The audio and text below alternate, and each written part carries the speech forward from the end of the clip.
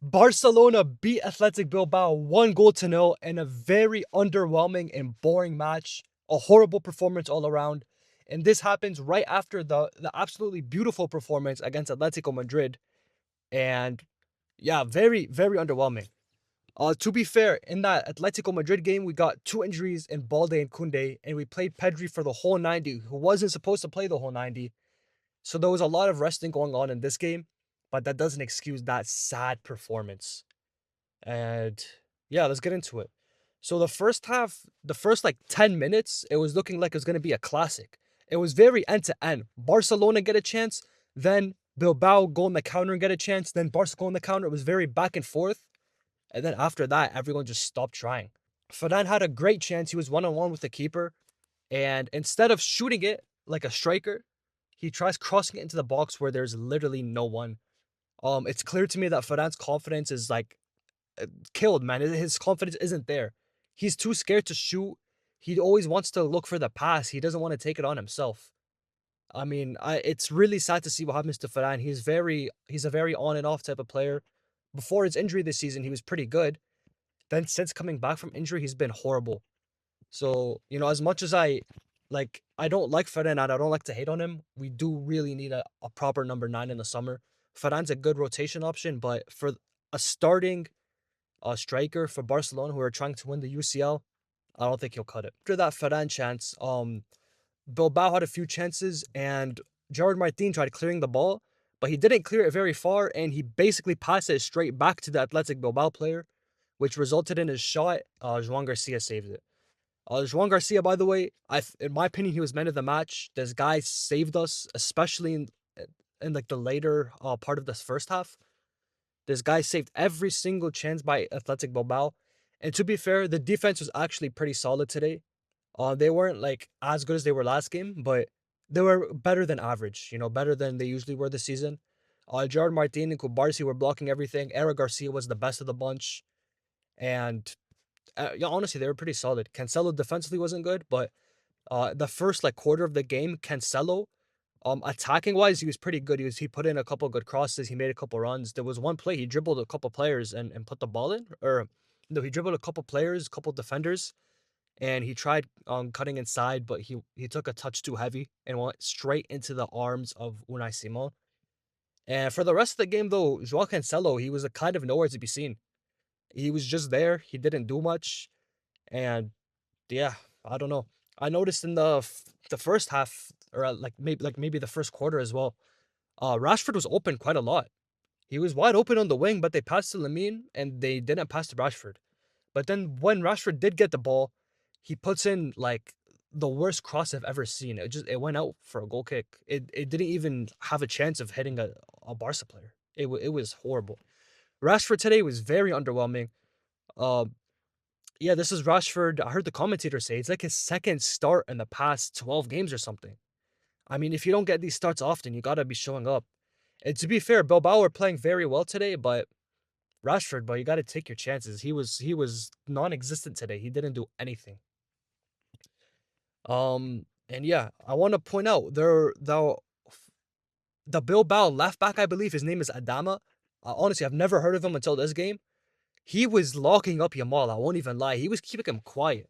This was like the most quiet I've seen Lamine Yamal since his injury. Like when he first came back from injury, he was a little bit quiet because he was playing with pain.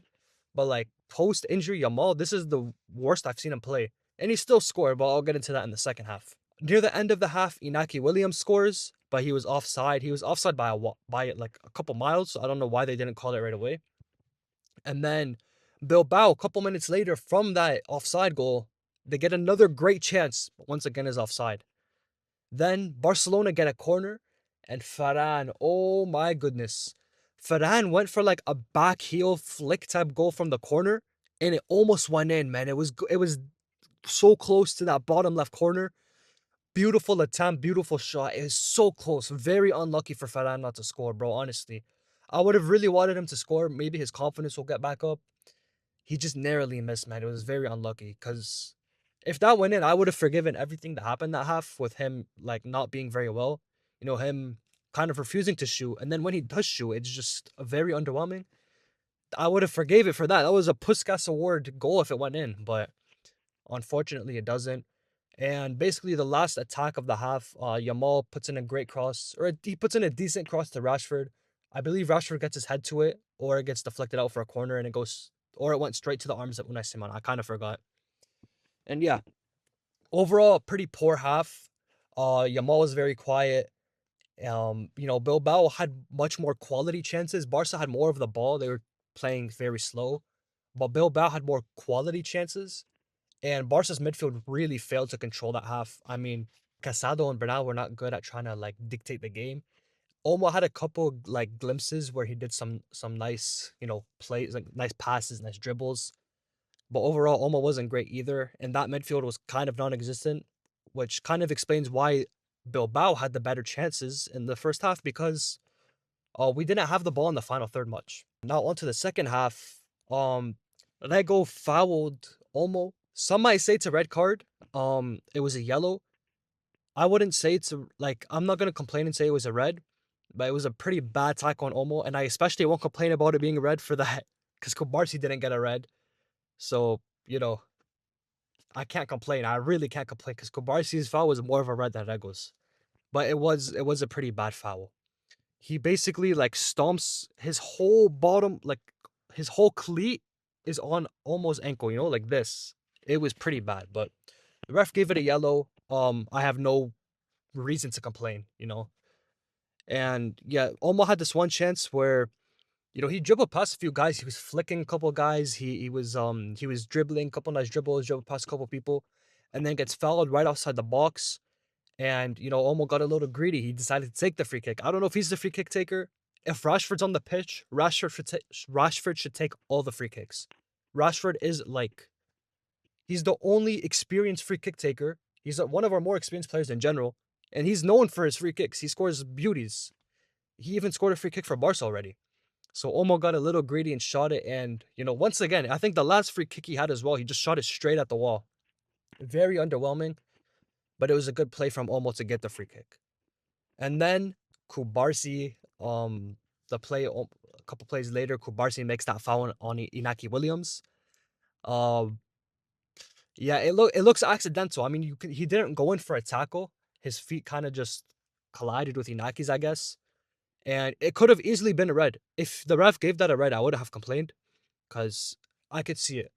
But the ref gave a yellow, and I think that's because the ref knew that Juan Garcia was who was gonna get the ball no matter what. You know what I mean? It wasn't a clear goal scoring opportunity because what's it called? Juan Garcia. He was clearly gonna get the ball no matter what. But at the same time, like I said, if he did give the red, I could hear the argument. Like I could hear both sides. And I'm glad he gave it a yellow because I think Barca would have. I don't know if Barca would have scored the goal. I don't know if Barca would have won if we got a red. So yeah, then Yamal puts in a great ball, but the shot gets deflected, and then shortly after that, um, Pedri has the ball. He's on the left side of the pitch. He sees Yamal wide open on the right side of the pitch. He passes it to Yamal. Yamal cuts in as always, and he hits it on left foot, curls it top left corner. And Yamal scores, Pedri assist. Um, it's crazy that even in a game where this is one of Yamal's worst games, it's one of his most quiet games, and he can still affect the play. Like his individual brilliance could give us a goal from basically nothing, and also it was good from Pedri to find that pass and to play that pass. I don't know why Yamal was left that wide open. Adama was doing a good job marking Yamal, and in that play, Adama did the splits trying to block the shot. So very unlucky from Adama because you're not going to hear about Adama locking up Yamal. You're just going to see that goal. So Yamal redeemed himself for, I don't want to say getting pocketed, but Adama did get the better of him in that game up until that goal. So great finish by Yamal. Like honestly, beautiful finish. Yamal scores once again. And now Barcelona are 1-0 up after not creating very many chances. So we take that no matter what, and hopefully we can see the game out, which we did. Then basically that's all that happened in the second half. It was very quiet from here on. There was a decent ball Lamine made to Rafinha, who gets the shot off, but it goes deflected for a corner. Then every corner we had it went straight to the head of who was it? Was it Vivian or was it Laporte? I don't know, bro. Every time we had a corner, it went straight to the Bilbao defender. So our corners today were not great. Um, Araujo later gets subbed on for Casado. Cancelo near the end of the game plays a ball into Rafinha, but then it was a great ball, but Rafinha unfortunately couldn't get to it. I went straight to or not straight to the keeper, but Unai Simon got to it first. And the last great chance I could remember is Bilbao had a decent chance near the end of the game, but Kubarsi blocked it. So that's the end of the game.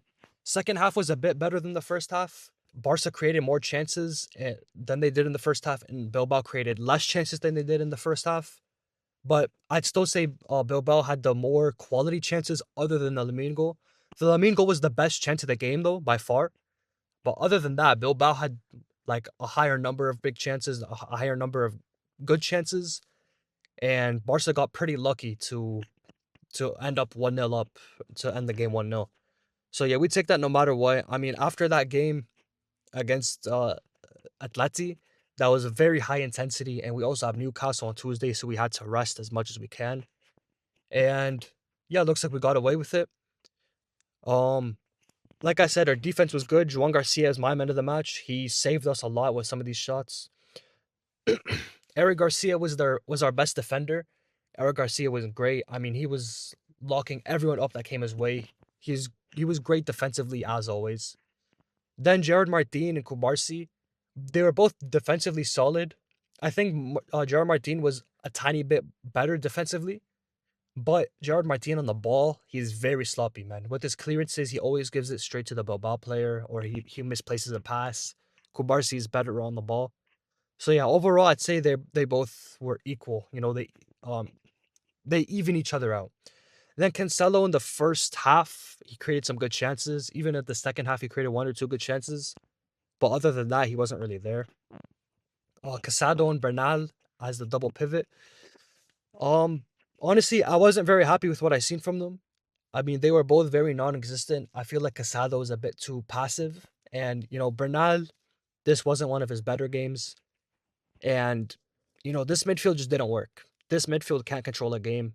Um, yeah, it's just if we play this midfield, against the Newcastle, against the PSG, against Madrid, it wouldn't look good. I mean, it didn't look good against Bilbao, but it would look even worse against these opponents. But obviously, we wouldn't play this against these opponents. This is a game where we're resting, and yeah, it did not look good at all. Olmo, pretty underwhelming. I think he was the better of the three, though. He was better than Olmo or better than Bernal and Casado, but he was still pretty underwhelming for his standards. Yamal, like I said, had a very quiet game, but he still scored the goal. He made up for a quiet first half. Rashford was on the left. Rashford was very underwhelming. One of the worst games I've seen from him, to be honest, in a Barca kit. His second start in 12 games, like I said, and he should have been doing better to make up for it. But to be fair to him, the whole team was bad. So it's not like he is the odd one out. Then Varane and striker. Varane missed a lot of chances. There was some chances he didn't take, and he had one chance that was very close. Very underwhelming game for Varane. It's unfortunately it's a trend. Every game I'm saying the same thing about Varane. So hopefully he can get his I hope he can get his what's it called, bro? I'm tripping. Hopefully he can get his confidence up and get back to the pre-injury Varane, because even pre-injury Varane, I think he equaled the amount of goals he got last year just in the first half of this season or something. So yeah, hopefully Varane can pick it up for the next half of the next part of the season. Otherwise, his spot in the starting 11 isn't looking good, man. In the summer, we'll probably look out for someone. I heard links of Vlahovic. Maybe we'll buy a striker. Who knows? But all I know is if Ferran keeps this up, Ferran will not be the starting striker. Barcelona's next game is against Newcastle away from home on Tuesday in the UCL round of 16. And I'm not gonna say I'm 100% confident. I don't know if Barca will win. We definitely won't dominate the game. I'd be very surprised if we dominate the game. Hopefully, we could pull out like a 1-0, 2-1 type of win, or even a 1-1, 0-0. But I'd prefer to come to the Camp Nou with an advantage. But yeah, um, we can't afford to give a performance like we did today against Newcastle. Newcastle is a much better team than Bilbao, and they will punish us if we're as bad as we were today. If we don't create any chances, and if we concede chances, I think they'll be more clinical than than Bilbao was. So I'm sure Barca will play better than they did today. Though today we were resting a lot of players. Like I said, we had like 5, 6 players out. We only had like 6 or 7 starters. If you consider Olmo a starter, then we have 7 starters. If you consider Firmino the starter, we have 6. And yeah, I expect a way better performance on Tuesday. I think Barca can get the win. And with Pedri, I'm assuming Pedri will play the whole match, or Pedri will at least start. So with Pedri in the match, that changes everything. I mean, we've seen even the past couple La Liga games. As soon as Pedri gets subbed on, he assists Yamal. Literally both games, he pre-assisted what I think Lewa for the game before against Villarreal. So yeah, Pedri's a really big game changer because without him, our midfield is dead. Without him and Frankie, the midfield is dead. If we at least had Frankie, I'd feel more confident. But if we don't have Frankie, then we absolutely need Pedri. So yeah, I'm looking forward to that game. Uh, maybe Rashford will pop out like he did in the what's it called? The round? No, the knockout stages. No, what is it called? The group phase or whatever. And yeah, I'll see you guys on Tuesday for the game against Newcastle. Then I appreciate you guys for watching.